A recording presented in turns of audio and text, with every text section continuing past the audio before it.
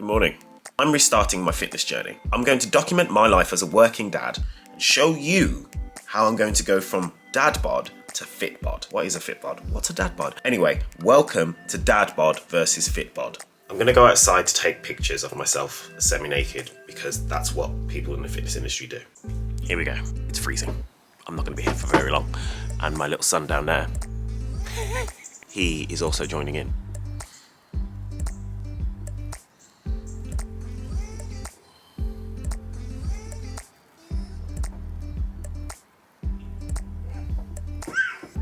So I nearly committed to becoming a bodybuilder back in 2020. I also thought it would complement my acting career. When I found out how much work it was going to take and what you needed to do to attain that sort of physique on a regular basis, being so competitive, I was like, fuck that, I'm not doing that. Best decision I ever made was not to do bodybuilding and focus on my family life and my acting career.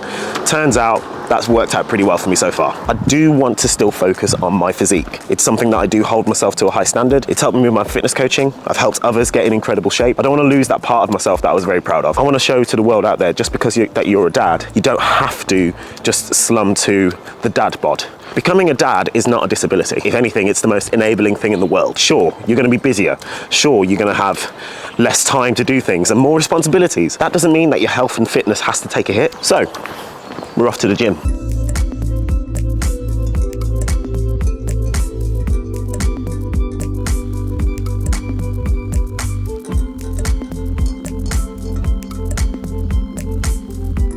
Should you train to failure? Realistically, what you want to be looking at when it comes to training towards failure is that you want to be training close to failure. You don't want to be training to absolute failure, especially on a regular basis. The reason being is that it's just going to wear yourself out. You want to be able to leave enough in the tank so that you can come back to that lift later on in the week or another week and actually try and progress that movement.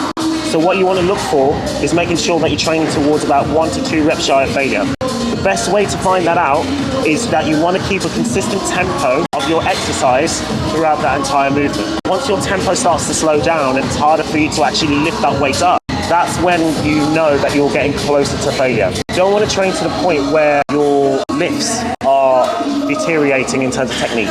So when your reps start to slow down but your technique is still holding up, that's going to be close enough to failure that you want to be targeting.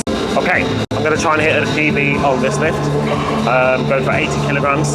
I used to reverse band this lift, but I just can't be arsed with like the setup and all that kind of stuff. And that's, you know, if you want to make things optimal, then you want to focus on both pathways in terms of the eccentric and concentric. But to be honest, I just don't have the time or effort for that. I know that if you still lift this weight, relatively good technique, you're going to be okay. Yeah, sure, it might hurt your joints a little bit long term if you continue to train that way, but I'm still young and supple, so yeah, let's see how this goes. I might fail completely, I don't know, I haven't done this lift for a while.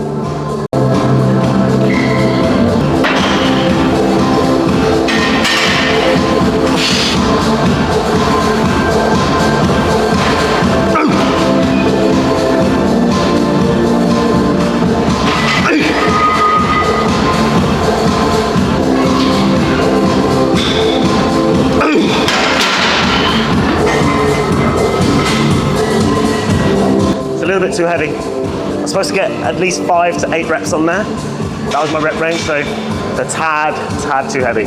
That's fine.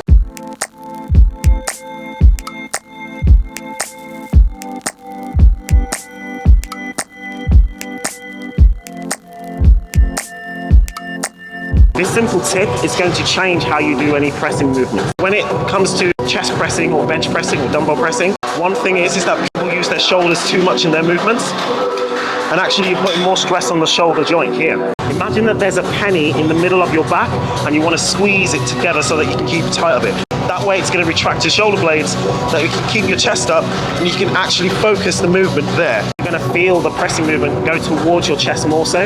Make that movement more effective for yourself. If you like tips like that, be sure to drop me a follow.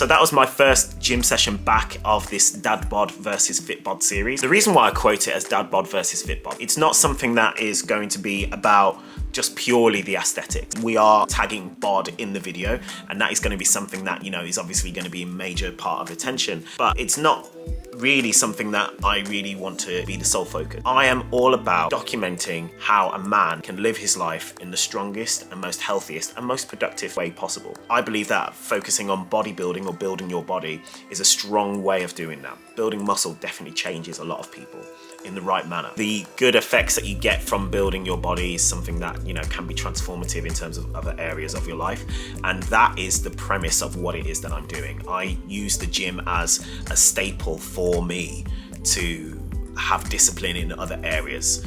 That includes my work life, that includes my time with my family, how I just go through the day-to-day things of everyday life. We're 6 weeks out till Christmas, so that might be a good starting point, just showing you what over the next 6 weeks, what I'm going to be doing with regards to my training, what foods I'm going to be eating, how am I going to deal with Christmas and the holiday season with regards to, you know, socializing with friends and family, having drinks and alcohol, and all that kind of stuff, the fun stuff. I'm not going to deprive myself over that period of time, and it might be a good way of actually showing how you can lose fat whilst actually going into the Christmas holidays, rather than just waiting for Christmas to be over and done with and then starting then. The reason being is that if you actually start now, it might be a really good time for you to actually set up yourself for the new year as well. So, you know, don't wait for that. Hopefully this series is going to be something that is going to be informative for a lot of people, but then also at the same time, you might like what you see and might want to work with me as a coach as well, because I do coach men